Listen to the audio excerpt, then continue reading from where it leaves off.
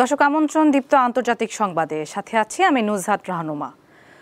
গাজা পুরোপুরি দখলে নিতে নেতানিয়াহুর পরিকল্পনায় অনুমোদন দিয়েছে ইসরায়েলের নিরাপত্তা মন্ত্রিসভা। শুক্রবার ইসরায়েলের প্রধানমন্ত্রীর কার্যালয় থেকে দেয়া এক বিবৃতিতে এ তথ্য নিশ্চিত করা হয়। গাজা দখলের পদক্ষেপ আরও বড় বিপর্যয় বয়ে আনবে বলে জানিয়েছে জাতিসংঘ। এদিকে ইসরায়েলি হামলায় গাজায় আরও অন্তত ৩২ জন ফিলিস্তিনি নিহত হয়েছেন। এর ফলে গাজায় মোট প্রাণহানির সংখ্যা ৬১,২০০ ছাড়িয়ে গেছে। গাজা যেন রক্তগঙ্গা, চারপাশে ধ্বংসের চিহ্ন আর হাহাকার। ২২ মাস ধরে চলমান অভিযানের মধ্যে এবার গাজা সিটি দখলের জন্য ইসরায়েলি প্রতিরক্ষা বাহিনী IDF এর পরিকল্পনার অনুমোদন দিয়েছে ইসরায়েলের নিরাপত্তা মন্ত্রিসভা। প্রধানমন্ত্রীর কার্যালয় এক বিবৃতিতে জানায়, প্রস্তাবে হামাসকে পরাজিত করার অনুমোদন পাশ হয়েছে। পাশাপাশি ইসরায়েলি সেনাবাহিনী গাজা শহর দখলের প্রস্তুতি নেবে। তবে যুদ্ধ এলাকা থেকে দূরে থাকা বেসামরিক নাগরিকদের জন্য মানবিক সহায়তা নিশ্চিত করা হবে। বিবৃতিতে আরও বলা হয়, হামাসের সাথে যুদ্ধ বন্ধ করার বিনিময়ে ইসরায়েল যে ৫টি নীতি দাবি করবে তার একটি তালিকাও মন্ত্রিসভার বেশিরভাগ সদস্য সমর্থন করেছেন। ৫টি নীতিমালা হলো হামাসকে নিরস্ত্রীকরণ করা, হামাসের হাতে বাকি জিম্মিদের ফিরিয়ে আনা, গাজা উপত্যকার নিরস্ত্রীকরণ, গাজা উপত্যকায় ইসরায়েলি নিরাপত্তা নিয়ন্ত্রণ এবং হামাস বা ফিলিস্তিনি কর্তৃপক্ষ নয় এমন একটি বিকল্প বেসামরিক সরকারের হাতে গাজার শাসন তুলে দেয়া।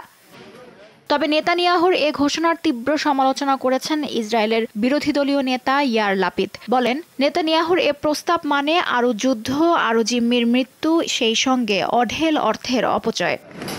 এদিকে ফ্রান্স, যুক্তরাজ্য ও কানাডার পর এবার ফিলিস্তিনকে স্বাধীন রাষ্ট্র হিসেবে স্বীকৃতি দেওয়ার কথা সক্রিয়ভাবে বিবেচনা করছে অস্ট্রেলিয়া। আগামী মাসে জাতিসংঘের সাধারণ পরিষদের অধিবেশনের আগেই এ বিষয়ে ঘোষণা আসতে পারে বলে জানিয়েছেন অস্ট্রেলিয়ার প্রধানমন্ত্রী অ্যান্টনি আলবানিজ। লুৎফা ফৌজিয়া, দীপ্ত, বার্তাকক্ষ। চাপের মুখে হিজবুল্লাহকে নিরস্ত্রীকরণে মার্কিন প্রস্তাবের আংশিক অনুমোদন দিয়েছে লেবাননের মন্ত্রিসভা। স্থানীয় সময় বৃহস্পতিবার বৈরুতে অনুষ্ঠিত এই বৈঠকে যুক্তরাষ্ট্রের দেয়া প্রস্তাবের লক্ষ্যসমূহ অনুমোদন দেওয়া হয়। অনুমোদন পাওয়া প্রস্তাবের মধ্যে রয়েছে চলতি বছরের মধ্যে হিজবুল্লাহ সহ সকল সশস্ত্র গোষ্ঠীকে নিরস্ত্র করা, ইসরায়েলি সামরিক অভিযান বন্ধ করা এবং 5টি পয়েন্ট থেকে ইসরায়েলি সেনা প্রত্যাহারের নিশ্চয়তা।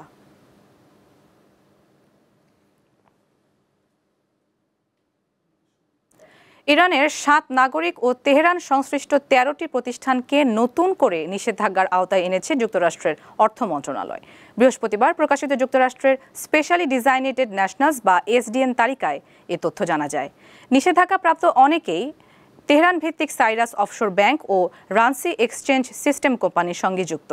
ব্যাংকটির বিরুদ্ধে ইরানের অস্থিতিশীল কর্মকাণ্ডে সহায়তা করার আর্থিক লেনদেন পরিচালনার অভিযোগ রয়েছে। এর আগে ইরানের এয়ারক্রাফট ম্যানুফ্যাকচারিং ইন্ডাস্ট্রিয়াল কোম্পানির সঙ্গে কাজ করার অভিযোগে 5টি প্রতিষ্ঠান ও একজন ব্যক্তির ওপর নিষেধাজ্ঞা দেয় মার্কিন ট্রেজারি। এই সংস্থাটি সামরিক বিমান ও গোপন আবাবিল ড্রোন তৈরির প্রকল্পে জড়িত বলে অভিযোগ রয়েছে।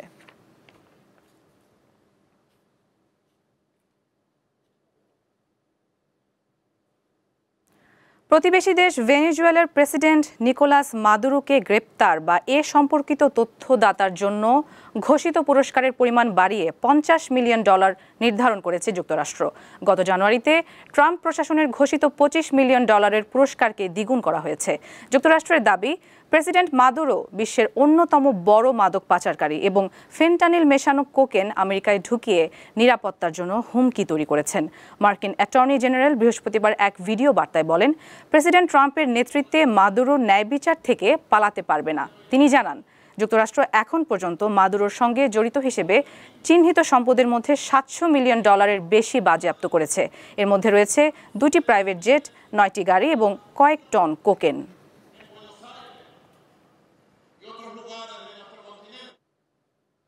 কেনিয়ার রাজধানী নাইরোবির কাছে একটি আবাসিক এলাকায় এয়ার অ্যাম্বুলেন্স বিধ্বস্ত হয়ে অন্তত 6 জন নিহত হয়েছেন।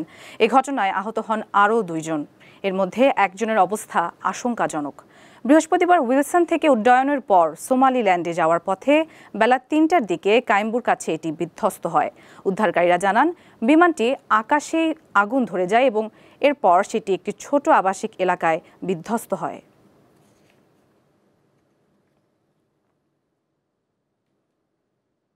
যুক্তরাজ্যের গৃহহীন বিষয়ক মিনিস্টারের পদ থেকে সরে দাঁড়িয়েছেন বাংলাদেশি বংশোদ্ভূত ব্রিটিশ এমপি রুশনারা আলী।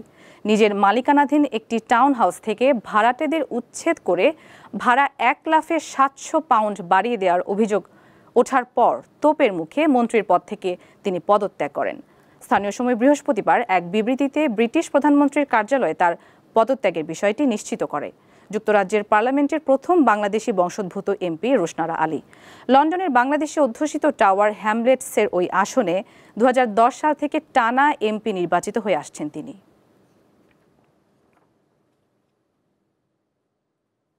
ফ্রান্সের দক্ষিণাঞ্চলীয় অড এলাকায় সৃষ্ট দাবানল ভয়াবহ রূপ নিয়েছে। গত 75 বছরের মধ্যে সবচেয়ে মারাত্মক এই দাবানলে রাজধানী প্যারিসের চেয়েও বড় এলাকা জুড়ে আগুন ছড়িয়ে পড়েছে। আগুন নেভাতে কাজ করছেন 2000-এরও বেশি দমকল কর্মী ও সেনা সদস্য। কিছুটা নিয়ন্ত্রণে এলেও আগামী কয়েকদিন আগুন জ্বলতে থাকবে বলে সতর্ক করা হয়েছে। 500টিরও বেশি অগ্নি নির্বাপক যান এবং পানিবাহী বিমান ব্যবহার করা হচ্ছে। আগুন এখন পর্যন্ত 17,000 হেক্টরেরও বেশি এলাকা পুড়িয়ে ফেলেছে। দুর্গতদের জন্য 7টি অস্থায়ী আশ্রয় কেন্দ্র খোলা হয়েছে এবং বাসিন্দাদের বাড়ি ফিরতে নিষেধ করা হচ্ছে। দেশটির পরিবেশ মন্ত্রী দাবানলের জন্য জলবায়ু পরিবর্তনকে দায়ী করেছেন।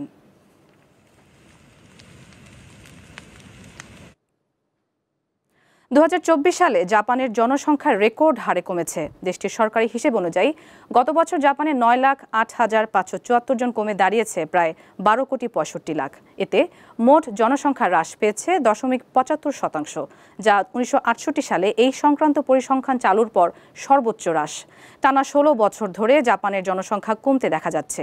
নিম্ন জন্মহার এবং বার্ধক্যজনিত কারণে এই হ্রাস প্রবণতা গভীরতর হচ্ছে বলে মনে করছেন বিশ্লেষকরা। তাদের মতে জনসংখ্যার এই নিম্নগামী ধারা জাপানের অর্থনীতি, কর্মসংস্থান এবং সামাজিক কাঠামোর উপর দীর্ঘমেয়াদী নেতিবাচক প্রভাব ফেলবে।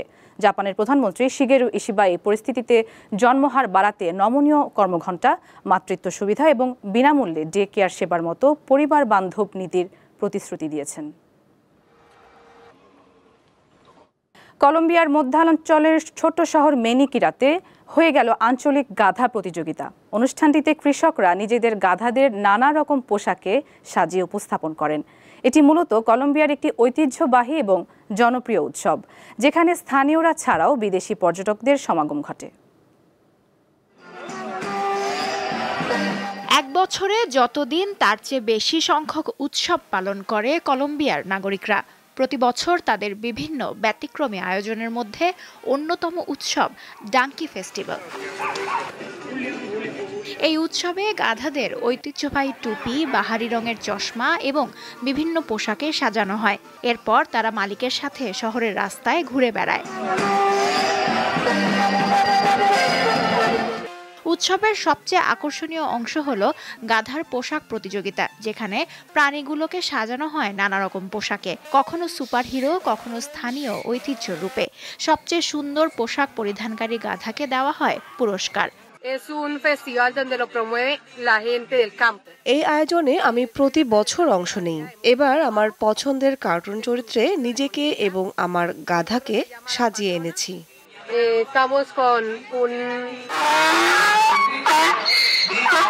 আরেকটি মজার অংশ হলো গাধার ডাক নকল করার প্রতিযোগিতা। অংশগ্রহণকারীরা নিজেদের কণ্ঠে অনুকরণ করেন গাধার ডাক।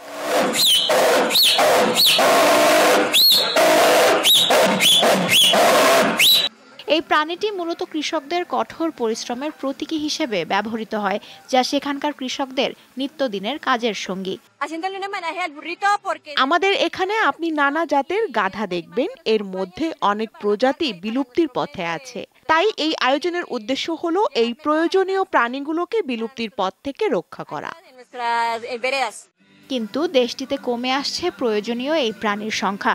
2013 সালে 3 লাখেরও বেশি গাধা ছিল কলম্বিয়ায়। সেই সংখ্যা এখন 63,000-এ নেমে এসেছে।